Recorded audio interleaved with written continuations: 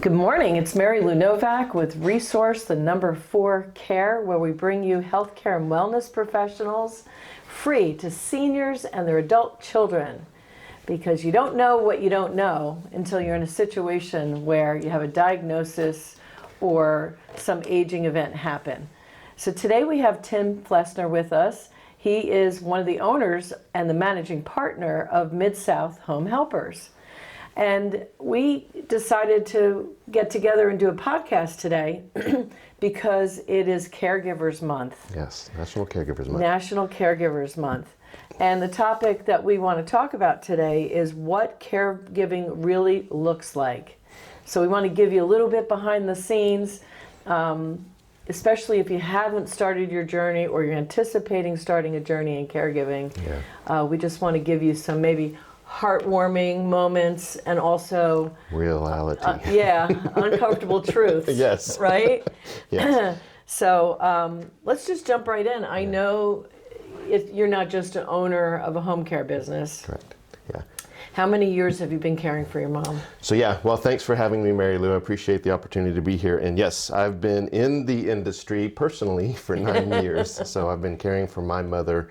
She came to live with me in 2016. Yes. And so I've been caring for her for that amount of time. Mm-hmm. So yeah. It's what you said when you started, it's you don't know what you don't know. So I learned it by trial and error. Yeah. You know, you get to a point where you're caring for a parent and you don't think you're going to be the one, doing their personal care, right, for example. Yeah.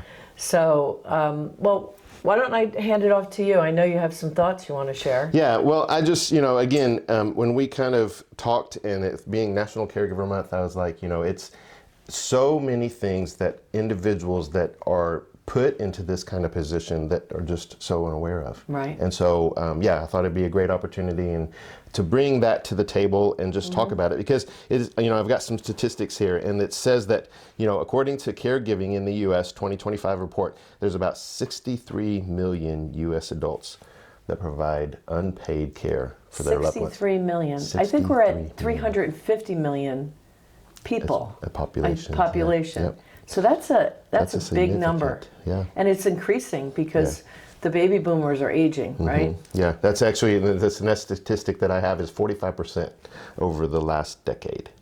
That's nearly 20 million more caregivers than earlier studies. Wow. So yeah. So it's a lot. So like you said, it's that generation that's is coming up and it's, and then it's that sandwich generation. Right. The ones that's been providing care for their children, and now their parents are in need. So, a lot of things that people that don't know and haven't been prepared for. Well, let's just jump right in. Let me ask you, what is the most, I guess, surprising thing that either happened or that you've been doing that you didn't like, oh my gosh, I didn't even anticipate this would be something. Right.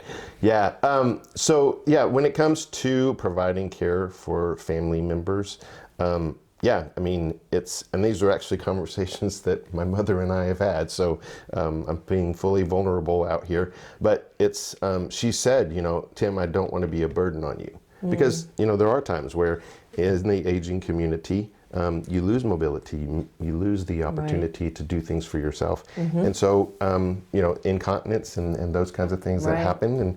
And I have had to help clean up my mother, and so she's said that. And so it's my response to her, it's very humbling. Yes. And you want to try to preserve her modesty and that kind of thing. Dignity. Yes, that's a better term. But it's hard. And so you can only try to empathize with their feelings that they're having, while also processing that, this is not something that I really cared to do or expected to do. Yeah.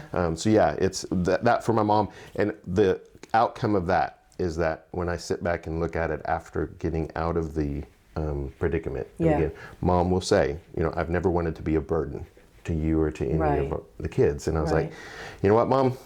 You did it for me, so it's only natural for return. Absolutely. But there's a lot of things that individuals can do because you don't. When sometimes when you are having to provide care for your loved one, you cross that line. you know?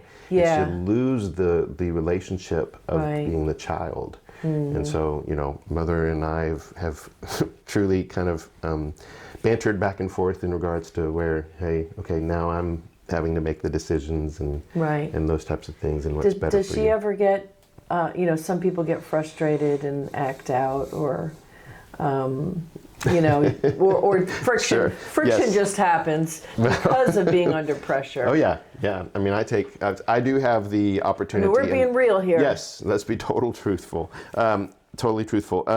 So I do have the opportunity of taking mom to a facility during the day. So it offers a couple of different things, and there's many resources out there. I go to Alzheimer's and Dementia Services. I know Right. there's Paige Robbins, you know, a few other adult day centers, but it offers socialization. It offers respite Yes. for the person Caregiver, providing care, and those types of things. And so your initial saying in regards to, like, is there acting out in those types of things? Yeah, or just a dynamic. I mean, even on your part, Right. like where you're short-tempered Sure. or sad. You It's know, like different emotions. the whole gamut of emotions that you're Really? going to feel in that Yeah. regards. And you know, it's and in that too, you know, you see the facility where I take mom. Your mother is so sweet and I'm just like, if you could meet her when she's at home, you know. And under stress. Exactly, Yeah. exactly. So yeah, but I mean, you know, it's all a part of that Right.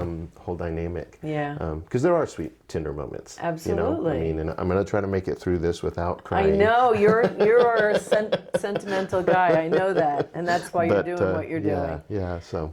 Yes. But yes, so you know, there's so many things, and I guess kind of what I was excited about to offer here is just again things that I've learned, you know, with just like through your experiences in Yeah. owning the home care agency and things like that. We learn things through personal experience, professional Yes. experience, and I was really excited to be able to offer and let people know what's available to them. Right. And by no means in these 30 minutes that we have here can we express Right. all of that. You know, Right. you've had 12 years of gathering this information, Yeah. right? And, Yeah. But it's valuable that this is and a I resource. thought I was buying a business. You know, I worked in a hospital, but I was not a caregiver for an adult before. And I thought I was buying a business. And it's so much more than that. Yeah. And as a business owner, the first time I had to change a male adult was interesting. You know, I had to, I mean, I took classes and got education, Yes. but that's not my background. My background isn't anything medical. But you might say, I can't see myself caring for my loved one in a personal way, you know, and doing personal care and bathing and toiletring. But you know what? You do whatever needs to be done. Yes, because you absolutely. love them. And not only because you love them, but because it's the right thing to do, too. I Yeah. mean, this gentleman or these individuals I cared for, personal care, I mean, I was there. I was the one. They needed it. Right. Yeah. And it's, you And know, it was an honor to be that person. absolutely. And it is that whole balance that you have you're talking from a professional perspective, Yeah. but I think you've offered care to your Yes. loved ones too, right? Your family. Yes. those types You of know, things. it's shocking when your dad is always been your dad, and then he has a brain bleed, and he's not really there anymore. Right. And then you're in the bathroom with him, and you know, Yeah. We need to clean I've them up. never seen my dad with no clothes on. Right. Yeah. Honest So, you vulnerability, know, right? but it's, you know, just like when my mom had cancer and she lost all her hair and she didn't show anyone, she didn't even look at herself. So when we went to go buy wigs for my mom, it was the first time that she was ever going to see herself in a mirror with no hair. Oh, wow. I'm getting a chill talking about it. Yeah. Because I'm thinking to myself, I can't react. Yeah. Like gotta she's be the probably, strong one. what's she going through, right? Yeah. Yeah. She had breast cancer and she had chemo and radiation and she lost all her hair. And I mean, so people are resilient Yes. and they step up. So it's not worth having anxiety ahead of time. Yeah, and that's the thing too, is like, you know, like you said, anytime you go through something personally, Yes. you know, there's that resilience. So like you said, your mother going Right. through cancer and those types of Yes. things. As a caregiver, you know, it's the same thing. We step up for what needs to be done. Right. But one thing that, and that's really have to emphasize this, and my business partner, Janelle, she was caregiver for her terminally ill husband, and same things. And one thing that she always talks to everybody about is make sure you care for yourself. Yes. Because there is such a thing as caregiver burnout. Yes. I mean, it takes you to the next level, and you've got that whole gamut of emotions that we're talking about: stress, and joy, and bitterness. And if you wait until you're depleted, and then some incident happens that stretches you, it's really hard to pull it out of your back pocket. You know. The other thing is there are support groups out there. Yes. So, we've mentioned that there's daycare, your business, home helpers, for example, and there's a lot of them out there. Yes, a lot of seniors. So there's a lot of resources available to come into the home as well as go somewhere. Yeah. But there's support groups, and some of them are where you can bring your the person you're caring for. Yes. And be there with them and do activities, and some are just for the caregiver. Right. So you can talk openly with other people going through that same journey. Yes, yeah. It's so important to tap into that. You've got to, as an individual providing care for your person, your loved one, it's important to know that you're not alone. Because there is a real thing in regards to the isolation that you feel that, it's in anything that we deal with in today's society, you can feel that isolation. So if you don't know, you've got somebody else that can relate to that. And sometimes just having those support groups is definitely beneficial to know that. And it's one of the reasons why I started, Resource for Care and the Aging in Memphis podcast, is because it is a free resource for seniors and their adult children. Yeah. And when you go on there, there's links to recordings like this, but there's also a way to get onto the newsletter where there's events going on, the support groups different we're support talking groups about. that you have. Yeah. One other thing that I'll say, it's not just the support groups, but another thing that you have to ensure. So those out there that are providing care, and those that are listening and know people that are providing care, it's important to reach out to these individuals and provide those simple gestures of just, hey, thanks for, and if you got, we both have mutual friends that are providing care. I love watching her chronicles on Facebook. They're quite humorous. We're talking about the challenges, but we know, and she's actually coming this morning for a short talk. Oh, cool. Just, we won't mention her name because it's confidential. But there's tender moments. Yes, yeah. There's tender moments and moments where you like the frustrations that come through, but it's important for others to be able to come in and support them. Just a kind gesture. So for example, the other day, my son is on the spectrum, so we help him sometimes with making meals on Sundays. So he's set up for the week, and I had some extra meatloaf. So I just texted my friend and said, hey, would you like to have some meatloaf? And I just know, because she's running around making a living and caring for her mom, that that simple gesture of her swinging by and picking up a meal. Yes. Mary Lou, I had a call from, I'm in a men's group at my church. Yes. And he called me, and he cared for his terminally ill. She had cancer, and he cared for her for 9 years. And he's lost her and remarried, and has chosen, has 6 adoptive kids. So he's already had his marriage. So my goodness. He's going through his whole new thing. But he called me, and this is what makes this even more endearing. So he called me, and he says, hey brother, how you doing? And he says, just to let you know, I'm cooking you dinner Wednesday night. And gonna bring, he says, and he says, what else can I do for you? And I said, you know what? I said, just this call in and of itself. Right, just to say, hey brother. Yes, just to hear a friendly voice, and then for you to say that, hey, you don't have to worry about dinner Wednesday night. So just like you said with our mutual friend, it means so much. Because if you're dealing with this on a personal level, you can feel isolated. Another personal story, I had a blowout with my sister.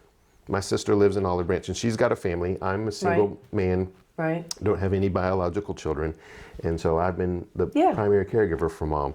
But I finally and I blew up with my sister, and I was like, you have a choice. Right. when you come to see Yes. her. I don't. She shows up in my home. She's in my home every single morning. Yeah. And my sister was like, you didn't ask for help.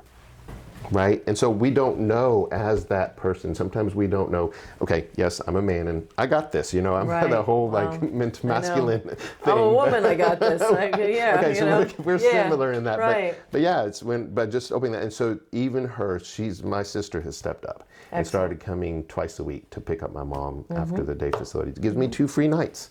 So that just means so much. We just talked about this yesterday. I have a panel of experts that we go to different places. And yesterday we were at a medical supply ministry. So missionary. So they go across the world and deliver medical products. But we spoke to their volunteers and employees yesterday. Yeah.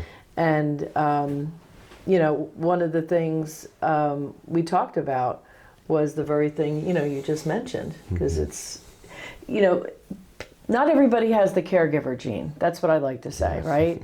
So they just can't wrap their brain around or their emotional self around being a care provider. But there's other ways to give. And as caregivers, as the people caring for them, we have to ask for the help and be willing to accept it in different ways. Yeah. So if you were sending mom to a community for a day and it cost X, Y, and Z, let somebody pay into the pot, to pay for that. You'd love to have a break, but maybe they're not capable of doing that. Yeah, and it's a financial burden. I hate to say that, but it is a burden. It's a strain. Well, this is real. We're being real here, but it is a strain. And so you're saying no to things. Absolutely. Because you have extra and there's so many people that feel like their career has been stifled, that their social life has been stifled. Yeah. I mean, I don't have a social life, but I don't know that I would if I did it anyways. But we can't blame that on mom.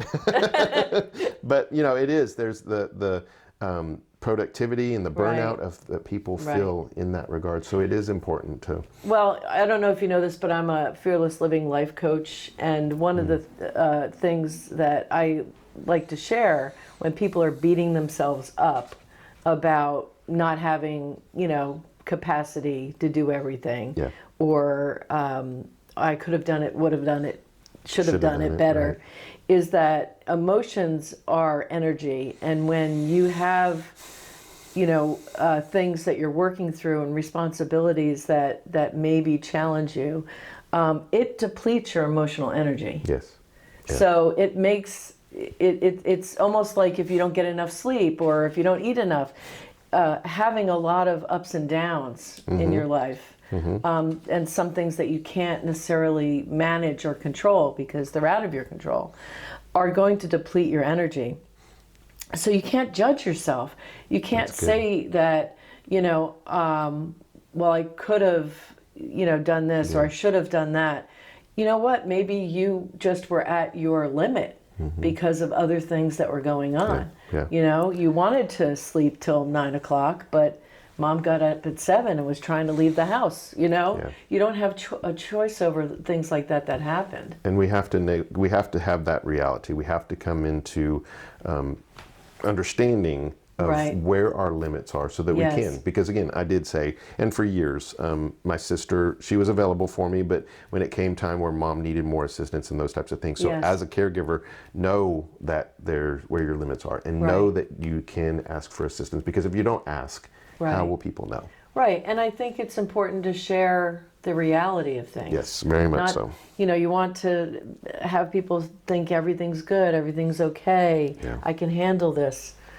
And maybe you are, but at what cost? And there is a financial cost to it. I mean, it's one statistic that I have is that 50% of family caregivers experience at least one negative financial impact due to providing care. 50%, whether it being 50% of caregivers receive that. So, some of us don't have as much means as others and those types of things to have assistance. And again, these centers, there's scholarships, there's aging association Yes. that can offer different funding Right. and those types of things. So Right. there's all types of things, state-funded options that are available Yeah. to individuals. Like I said, we own a home care agency. We can Right. offer that. We are, and there's different insurance, long-term care insurance. If you, Right.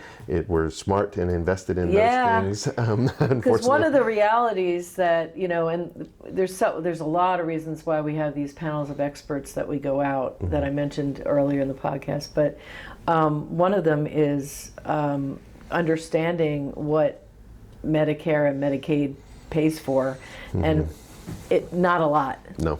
Let's just say most of everything is private pay. Yeah. And assisted living or a nursing home, can be $11,000 to $14,000 a month. Yeah. Absolutely. So there are, just to back up what you said, there's financial challenges as well. A lot of financial challenges.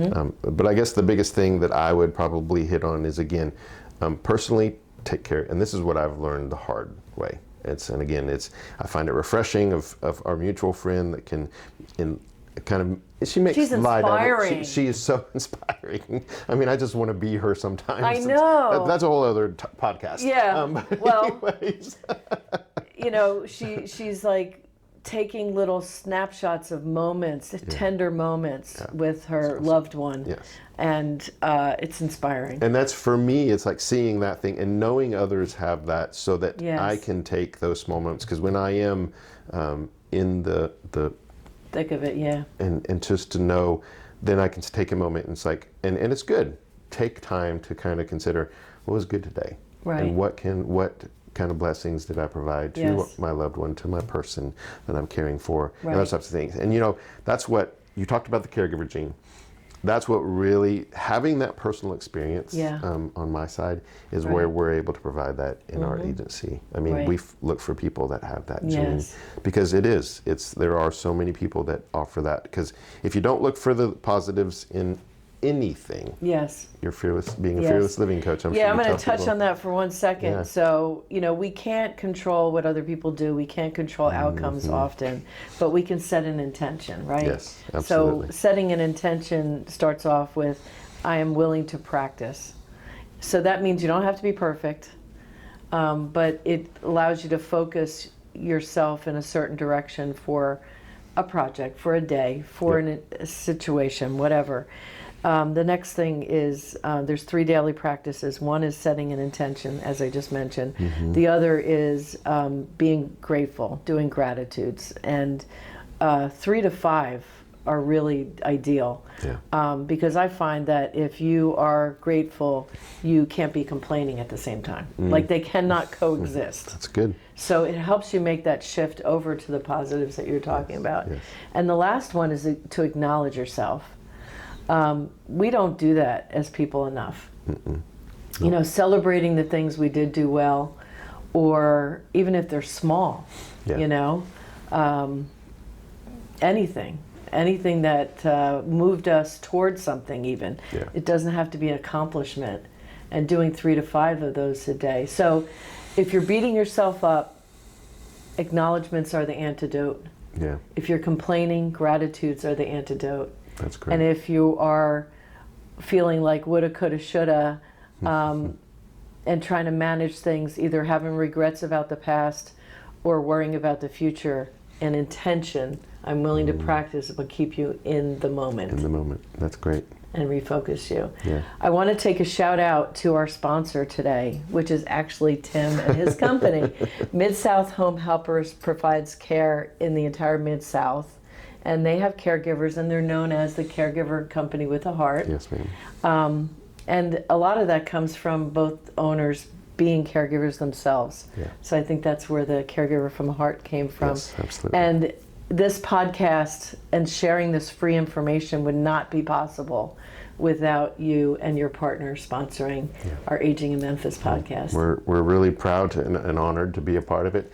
I thought I was going to make it, but here it comes. The floodgates are opening. You feel it coming up. Well, I was going to be disappointed if you didn't. Well, I'm getting stronger. We're just saying that. I still have the same emotions, but I'm getting stronger in it. Because again, but it is. This was really dear to my heart because, and so many of my business friends and colleagues and Yes.